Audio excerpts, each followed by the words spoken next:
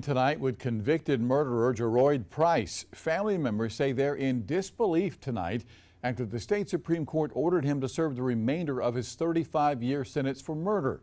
Price was released in March after serving only 19 years for that 2002 homicide that happened here in Columbia.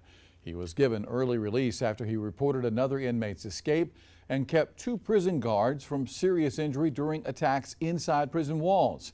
News 19's Nate Stanley joins us in studio. He has more from Price's family tonight. Nate? JR, in the court's decision, it said the circuit court judge did not have the authority to reduce the sentence, and they did not have the authority to close the proceedings. I spoke with Price's lawyer and his sister, who are still holding on to hope that Price could be released before his release date.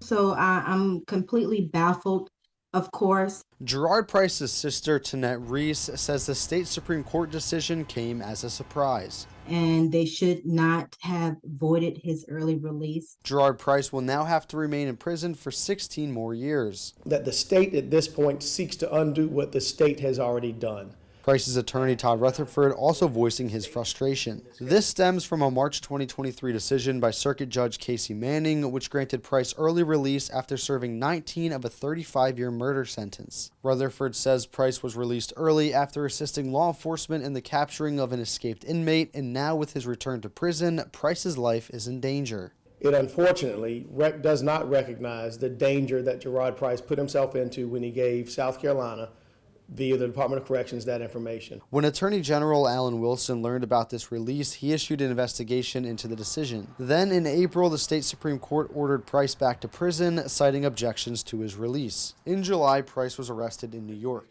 It unfortunately does not recognize the plight that Jeroid Price currently finds himself in. Rutherford says he plans to file a petition to the solicitor in Richland County for a new hearing, where notice would be given to the victims in this case, to the Department of Corrections, to those people whose lives have been saved by Jeroid Price, and have them come to a hearing where Jeroid Price can ask for his sentence to be lowered and in accordance with the law in South Carolina. Reese tells me she's had limited communication with her brother after his return to custody and will keep advocating for his release.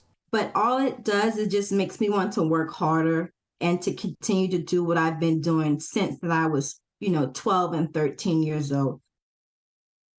Says the petition for a hearing would likely be Price's last hope at an early release. He gave no timeline when that would be processed. Reporting in studio, Nate Stanley, News 19, WLTX.